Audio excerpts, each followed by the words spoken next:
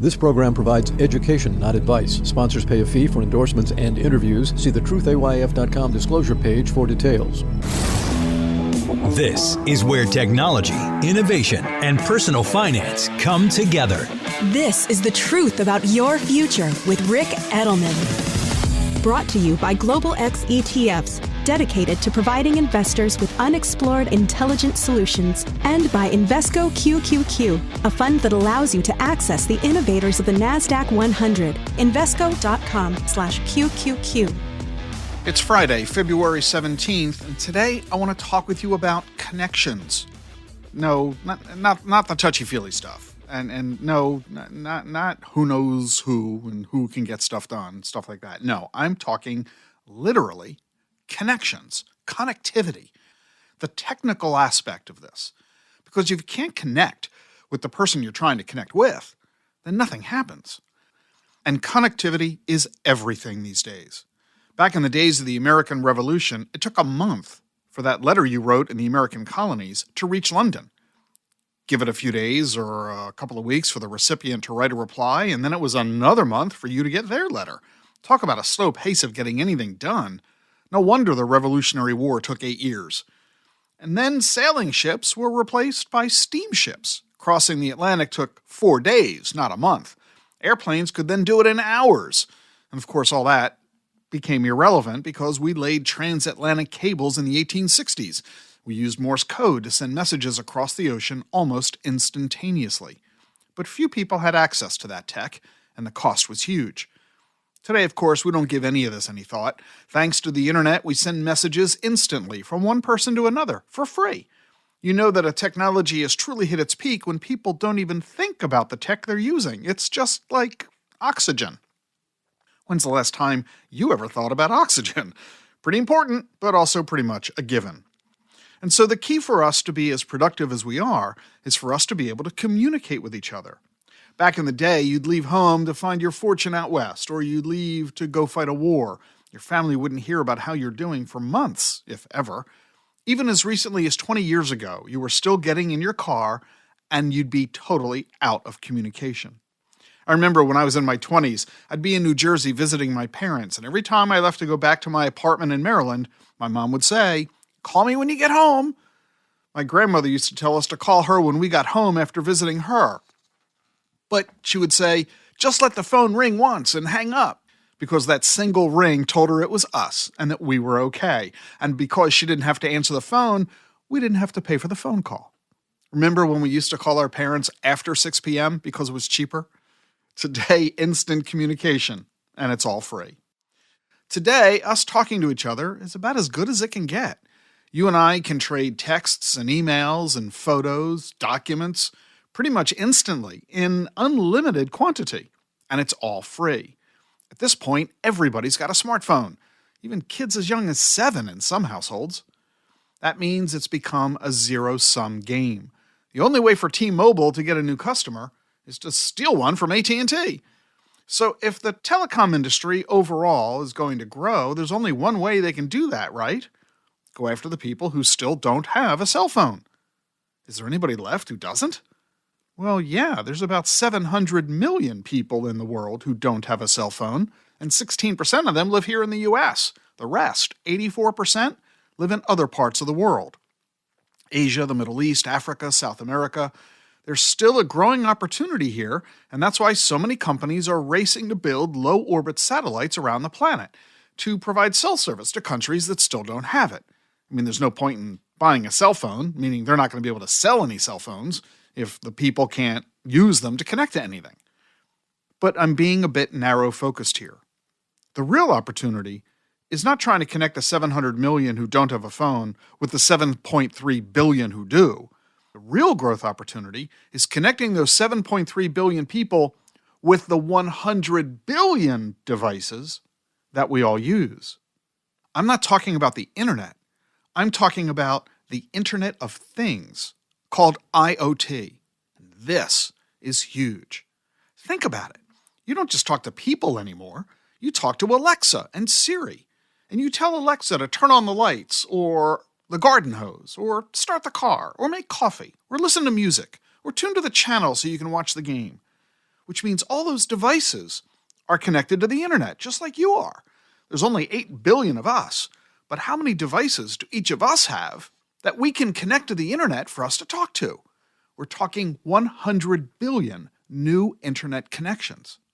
A terrific report on connectivity was published by Global X ETFs in partnership with the Wall Street Journal. Let me just share with you the key point of their research.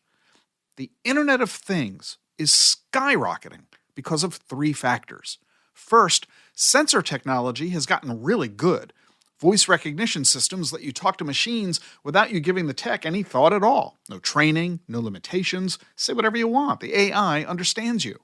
Second, the cost of adding these sensors to everyday products like toasters and coffee pots, it's getting really cheap. Prices have dropped 70% in the past decade, and the prices are continuing to drop. These chips are now so cheap, there's no reason for any manufacturer not to add them as a feature to their products.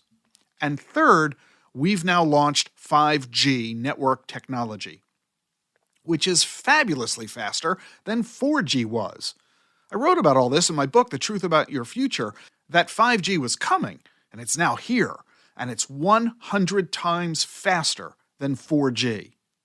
With 4G, you spent 8 minutes downloading a movie to your phone.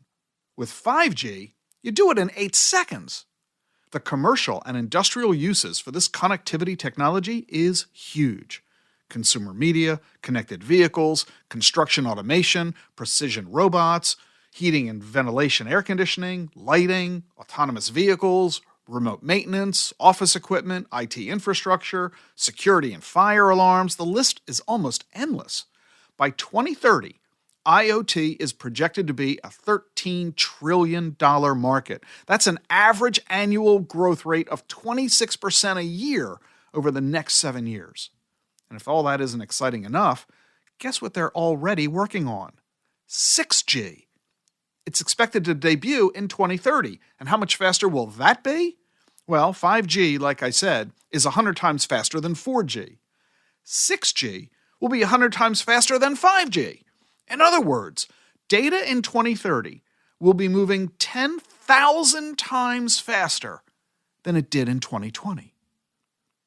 Already, 38,000 patents have been filed for 6G technology. China and the US have about 80% of those patents combined, split about equal. Japan and South Korea have 14%. Europe has the rest. This is a global development.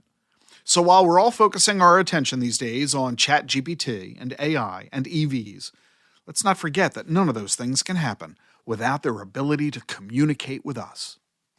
Connectivity is the core of all technology, and that's why it deserves a spot in your diversified portfolio. I like the Global X Internet of Things ETF. The symbol is Sensor, SNSR.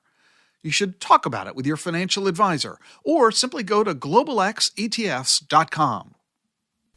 Have you ever heard of a CBDC? A central bank digital currency.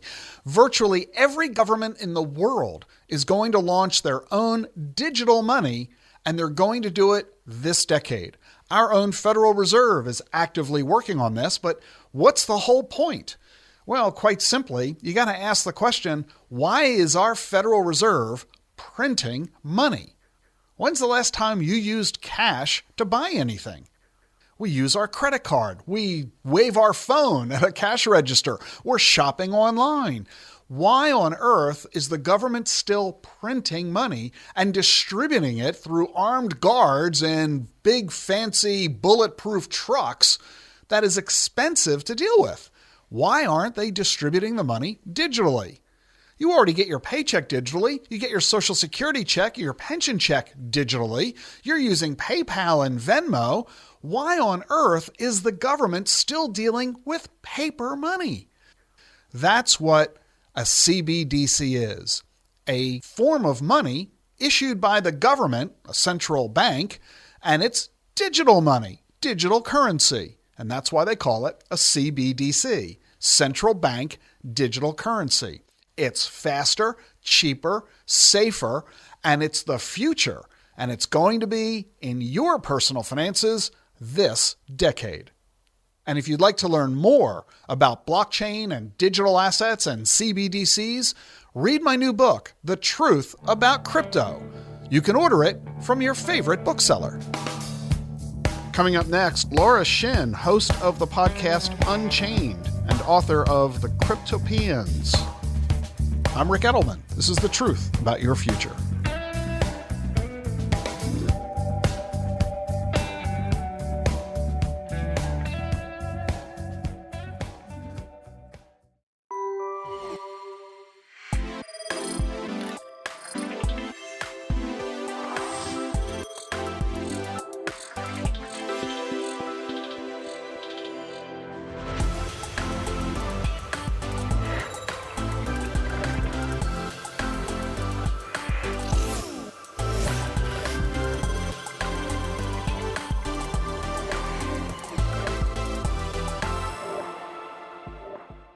Allow us to introduce you to Sabrina, an ordinary person who helped shape the future by putting her money behind the right ideas. Each morning, Sabrina enjoys a 20-mile bike ride and meditation that brings her serenity for the day to come. Sabrina is also accessing the companies that are revolutionizing the tech world by investing in Invesco QQQ. Invesco QQQ is a fund that allows you access to innovators of the NASDAQ 100, which goes to show you don't have to be an integrated circuit engineer to help push progress forward. Become an agent of innovation. Learn more at Invesco.com/QQQ. There are risks when investing in ETFs, including possible loss of money. ETFs risks are similar to those of stocks. Investments in the tech sector are subject to greater risk and more volatility than more diversified investments. The NASDAQ 100 index comprises the 100 largest non-financial companies on the NASDAQ. You can't invest directly into an index. Before investing, consider the fund's investment objectives, risks, charges, and expenses. Visit Invesco.com for a prospectus with this information. Read it carefully before investing.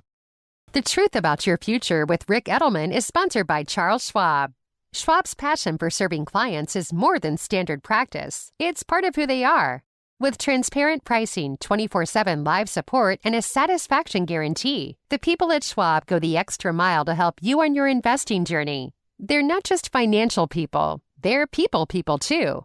Learn more at schwab.com/whyschwab. That's schwab.com/whyschwab.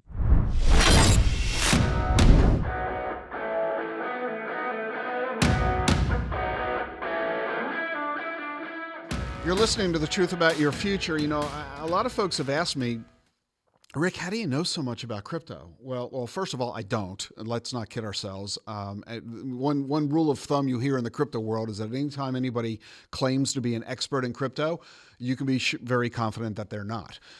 There's so much to learn, so much to know. I do spend probably a bit more time in this space than others and have for the past decade. But to answer the question, how do you know so much about crypto? Well, it's by talking with some really smart people and plugging into the content they produce, because this is a bootstrapping industry still. It is emerging, and we're all figuring out as we go. And one of my favorite resources is a podcast called Unchained.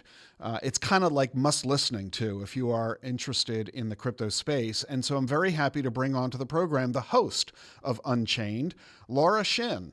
Hi, thanks for having me. Laura and I have known each other for quite some time.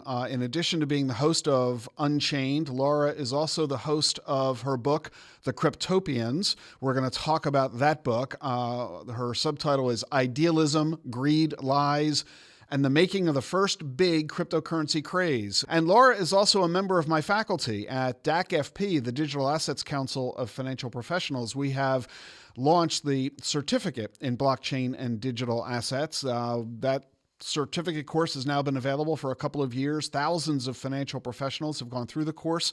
Laura teaches one of our modules, and so needless to say, I'm a very big fan of Laura Shin. She's a former senior editor at Forbes, and she was the first mainstream journalist to cover crypto full-time. Her podcasts and videos have had 25 million downloads. Why did you decide to leave Forbes to cover crypto full-time?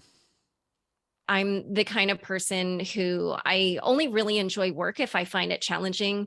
I remember hilariously, a personality test literally said something like, if something becomes too easy for you, you can't be bothered to do it no matter how much somebody praises you for it or pays you or whatever. And I was like, oh my gosh, that's so true. And so what's so great about crypto for me is that you can never keep up. It's absolutely impossible, like you said at the beginning of the show. And so I just kind of love that. It's very fun for me. I constantly get to learn new things, and I never feel like, I can just sort of sit back and relax. And in that sense, like, it's just sort of fun and exciting. It's constantly changing. And as a storyteller, I mean, you probably already know, but the stories in this space are just, bonkers, and the characters, all I have to do is write the facts and the story tells itself. So, yeah, it's just been such a wild ride and so fun. That's been one of my favorite aspects of crypto, is that it's, if nothing else, it's intellectually interesting. And that just makes it so entertaining. It is such a rapidly growing field that the number of stories on a daily basis are just mind-boggling. And on the one hand, it makes it a lot of fun. So now, everybody is focusing most recently on FTX. Were you as surprised as everybody else about that story? Oh, for sure. I mean, what I tweeted was that at that time I was explaining what happened to my real life friends as, I would say to them, it would be as if the person you thought was Hermione ended up being Voldemort. And the reason for that is because Sam was the number one, probably, he was the crypto person who frequented DC the most often out of anyone. And in the months leading up to the revelations about how there was likely fraud there, he had been pushing for a bill on Capitol Hill. And, the top lobbyist in DC for crypto said to me, oh, this bill is likely to be passed by end of year. And the reason is because of Sam. He was seen as like the goody two shoes. He was seen as the legitimate face of crypto. He had pledged to give away nearly all of his wealth for causes perpetrating good in the world. And so to find out that that is the person that is likely perpetrating this massive fraud, I mean, that was a shocker. What do you think the outcome is going to be of the FTX scandal? First of all, Sam Bankman-Fried made a ton of political donations. There was a report that 1 in 3 lawmakers of this new Congress took money from Sam himself or FTX executives. So I think, we're going to see probably some tussle in Congress. What I'm hearing actually from people who interface with lawmakers every day is that actually the experience has only educated lawmakers more about crypto generally within the crypto community itself. I believe that there's a number of people in crypto who view the events of 2022 as crypto's version of the great financial crisis. And so it's just been very fascinating to see sort of how these people, talk about their beliefs in Bitcoin and why it is that they actually still believe that this will be true over the long term, but maybe just isn't true. Who knows if they'll be right on a 10-year time frame? When Bitcoin hits new lows, like my Twitter feed is full of people saying that they're buying more Bitcoin because for them, it's like, oh, I get a discount on this asset that I believe in. What would you say are the biggest mistakes that people are making about crypto today? Oh, wow. Well, probably the first is something that I notice all the time. People don't really understand how the asset works, how it's different from, a stock. There's no customer support for Bitcoin. So what I'll say to them is, okay, learn how to buy and sell an NFT or learn how to vote in a DAO. I mean, there's just so many things you can do. And so my notion is just learn how the technology works. Yeah. So talk about the book, The Cryptopians: Idealism, Greed, Lies, and the Making of the First Big Cryptocurrency Craze. What was that craze? The story that I tell is how Ethereum got launched and then how it gave birth to this massive global craze that is really the first time that crypto just became a phenomenon on a global scale. And honestly, it's a crazy tale. There were 8 co-founders at the beginning, which doesn't sound like a recipe for success. There were 2 co-founders that were ejected almost immediately, but it was pretty dramatic how that happened. It was a very messy situation. And then the middle of my book is taken up by this massive hack that occurred in the Ethereum world. And it raised $150 million in a month. And then within 3 weeks after it raised all that money, it got hacked for 31% of all the ether. Ethereum at that time was not even a year old.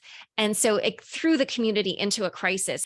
But the good news is that actually my sources and I believe that we figured out who hacked that money, and it had been a mystery for almost 6 years. So it was a very exciting bit of news to reveal the day my book came out. That's Laura Shin. She's host of the Unchained podcast and author of The Cryptopeans: Idealism, Greed, Lies, and the Making of the First Big Cryptocurrency Craze.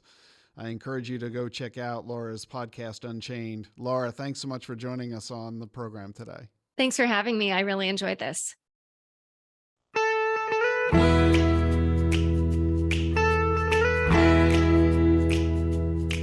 Time now for everybody's favorite segment of the program, Visit by my wife, Jean Edelman. Jean is a student of the healing arts, Reiki, traditional Chinese medicine, homeopathy, acupuncture, and of course, macrobiotic and plant-based cooking. Here's Jean. Hi, I'm Jean Edelman. Welcome to my podcast. Each week, we'll explore a word that I hope gives us perspective and provides an opportunity to pause and check in with ourselves. For decades, I've been a student of the healing arts, Reiki, traditional Chinese medicine, homeopathy, acupuncture, plant-based, and macrobiotic cooking. Join me on this journey and hear my word of the week. Great to be with you this week. This week, I want to remind all of us that we are never alone. Asthma, pretty scary stuff. As I started my new year, an episode that turned into bronchitis put me in the hospital for 5 days. Never in my life have I had such a flare-up. And there was a moment when I realized I couldn't breathe, but then I just kind of surrendered. 911 was on the way, and I remembered that I am never alone. I had my team. What team, you may say? Well, I knew the EMT and the paramedics were on their way. I knew that there were going to be some great docs and nurses at the hospital. But no, I'm talking about my team of angels. We each have a team of angels. Our angels, our guides, our friends and family that have passed on. Whether we're aware of it or not, they're constantly watching over us, and they're here to support us, and especially at a time of distress. I know a lot of us aren't even aware of this. There's so much struggle today with feeling separated and alone. But I'm asking you that if you ever feel this way, just to take a moment to go inward and invite in your angels, your guides, maybe someone that's passed on. Ask them to come and sit with you. Breathe deep, invite them in, envision them sitting and holding your hand. This is what I did when I was sitting, waiting for the emergency guys to show up. I truly had no fear, and I felt totally supported and surrendered to those that were on the other side, there to hold my hand. You can envision them holding your hand. Invite them in. They're waiting to support us and be there for us every day. So this is what I did while I was being admitted and going through tests and just sitting there on oxygen, grateful to be able to breathe by people I didn't know. But I also knew that there was a team around, their hand on my shoulder, just there to support me. They were right by my side. In this time of struggle and mental struggle and mental health, and it's really, really time to open up the awareness of this, to sit quietly and say, I invite in my guides, I invite in my angels, I invite in so-and-so that's passed on. Come sit with me quietly for a few moments. When you get up, notice and be aware. Maybe you feel a little bit lighter. Maybe that depression or that angst that you were feeling, maybe that's gone away. Life is about our inner journey. And when the external life gets so hard on us and keeps pushing on us, or when we have health events, these are the times that we need to go in and invite in our spirit family. They will smother us in love. They will let us know that we are not alone. when I was in the hospital and Rick had gone home for the night and all the nurses were busy doing what they're doing, you know, that's when it's kind of scary.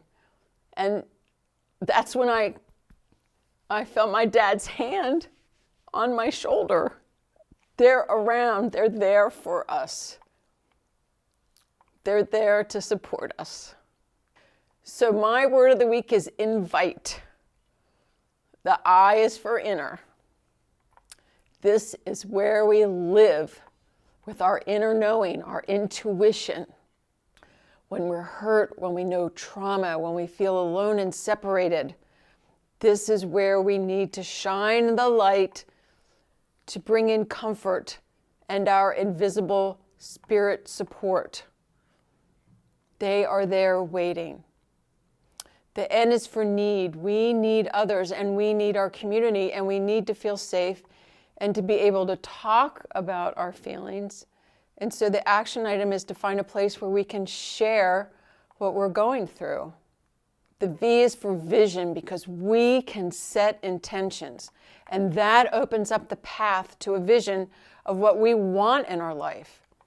When we sit and we chat with our team of angels or our spirit family that's crossed over, they'll help us find that path.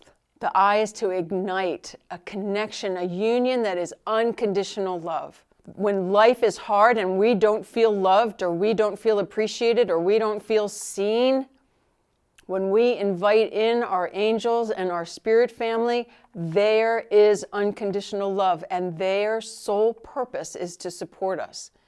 And once we can let down the barriers and we can connect, we'll never go back. We'll always want to feel connected and we'll never ever feel alone. And the T is for tender, to be tender with ourselves. Our emotions can get so raw and we need to find a quiet place for ourselves just to give ourselves a hug and let ourselves know that we'll be okay and we're not alone. And the E is to elevate. When we do feel disconnected, this is time to tune in and tune out the noise. We can pretend we're floating on the clouds and our angels or guides want us to know they're around. And they will elevate our mood and help us feel a joyful life and live a joyful life. I know this may sound strange to all of you, but if you can just let down the barriers and you can just listen and feel those on the other side that want to support and love you, it will be a wonderful day. Have a great week, everyone.